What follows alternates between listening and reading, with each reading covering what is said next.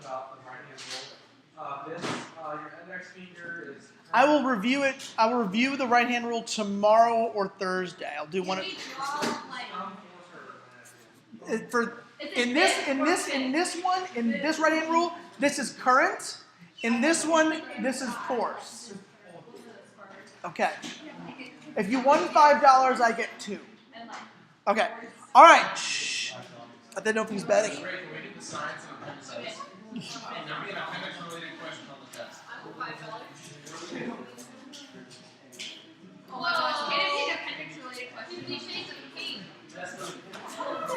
If Mr. A's appendix is going at a velocity of 5 meters per second. Are you going to go see 50 Shades of Grey? Mr. A, have you seen 50 Shades of Grey? He's totally going to go see it. No. Did you take your girlfriend to see 50 Shades of Grey? No. Why not? Okay, let's move along, please. Your appendix is moving along. Mr. A, I approve of your choice not to see 50 Shades of Grey. I do as well. I haven't seen it. And I know desire. Quiet, quiet. Can you just say it? Say, make your character Mr. Gray. Here, we're going to write in gray. Appendix Mr. Gray. Okay. Shh. So, guys, let's move along. So, velocity. Okay. Velocity is equal to what? Just really fast. What's the equation for velocity? Delta T. Okay, beautiful. Delta distance over delta time, right? Okay. Actually, you know what I want to do? Let's review. Actually, let's review. Let's review this. Did we? Okay, yeah. Let's do this. So this is for what kind of motion? Linear. Constant what?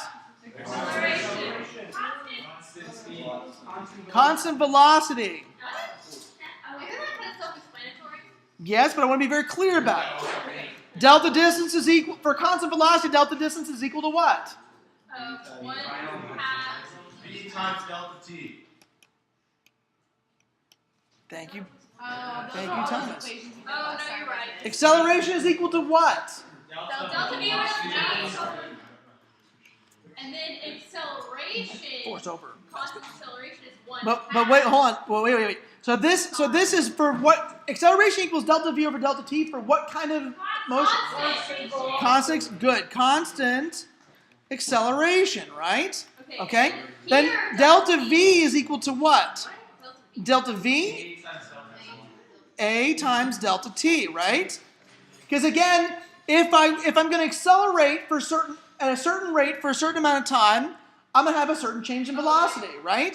I have a ball. What? Delta V equals A times delta T. All I'm doing is just, we're going to do this second. We're going to do this. I'm getting there. Okay. If my initial velocity is equal to 0, right? At time equals 0, right? And after time, guys, enough. I'm serious. I'm done.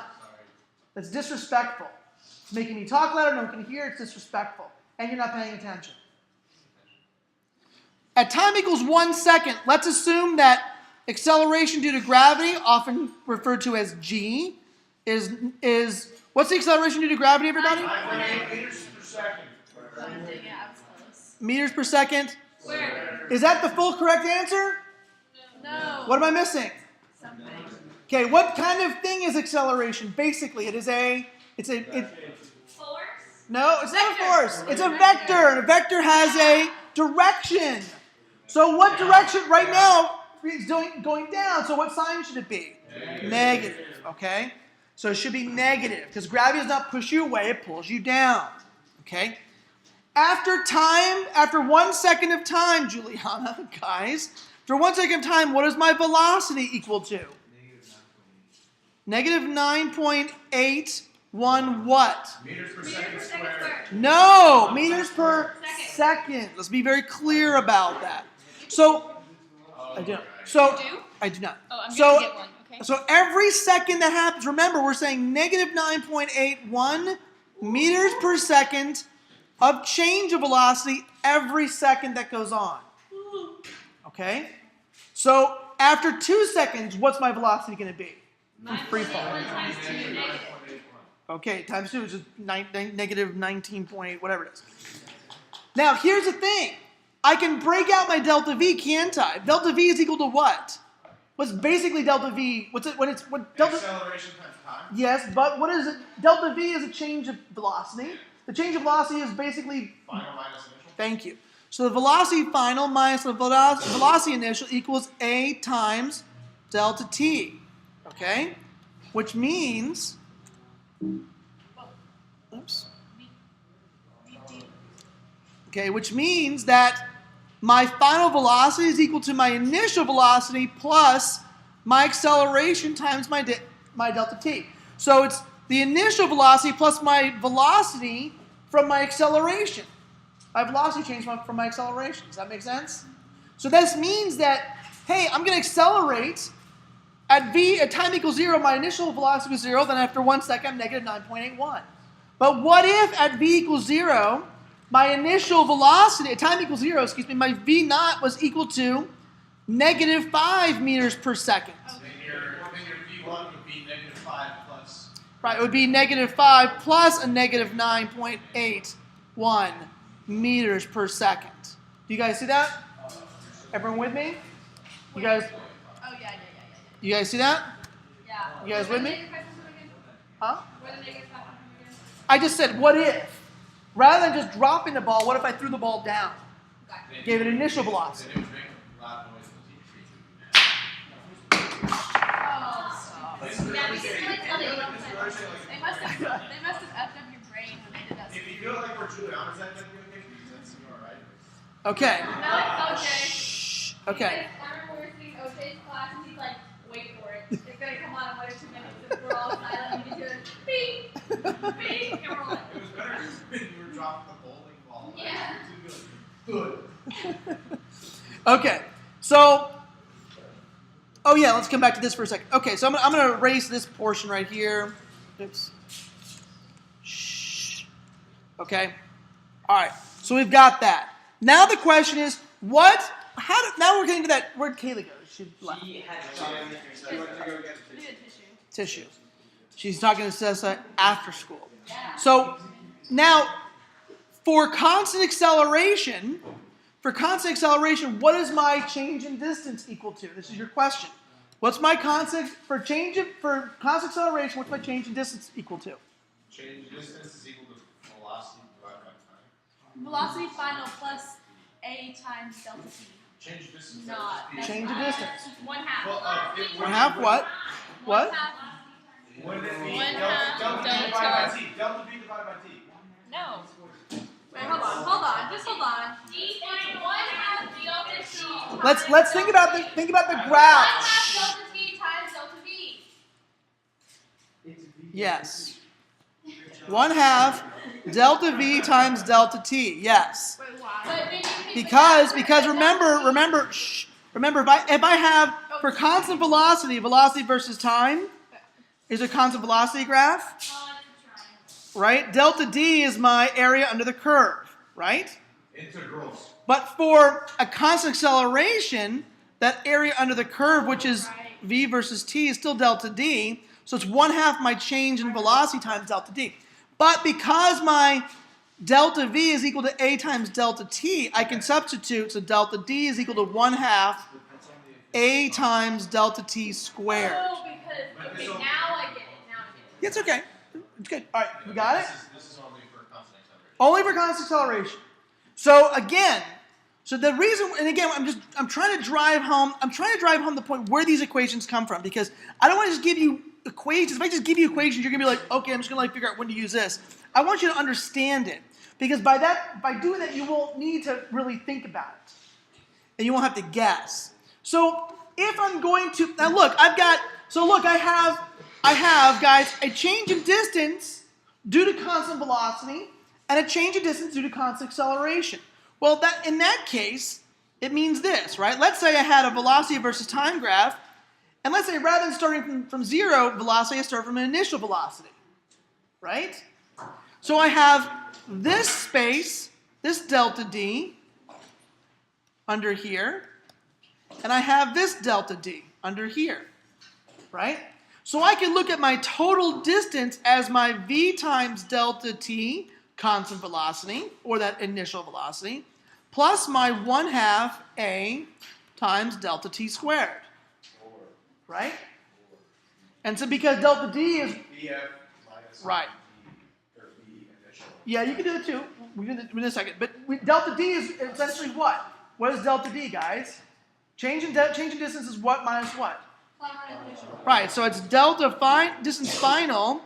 I'm going to use x for distance, okay? Because we can see it in the book. X final equals my x initial position, because that is just delta x, right? Plus v naught delta t plus 1/2 a times delta t squared. So this is an important equation.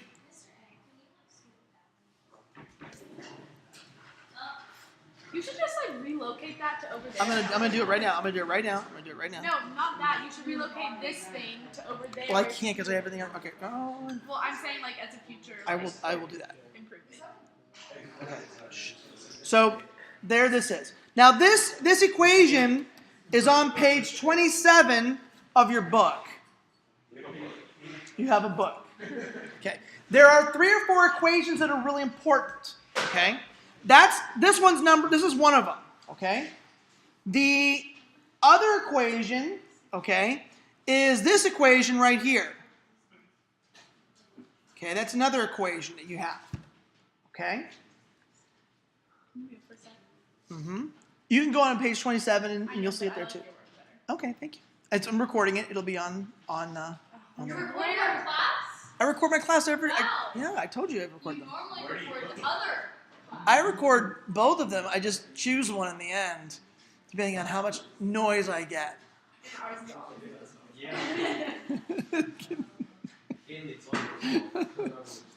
Okay. All right. Now, okay. There's one other equation. And then if we think about, and the other one that we've talked about, but average velocity, which is not equal to velocity vector, but average velocity. What's an average velocity?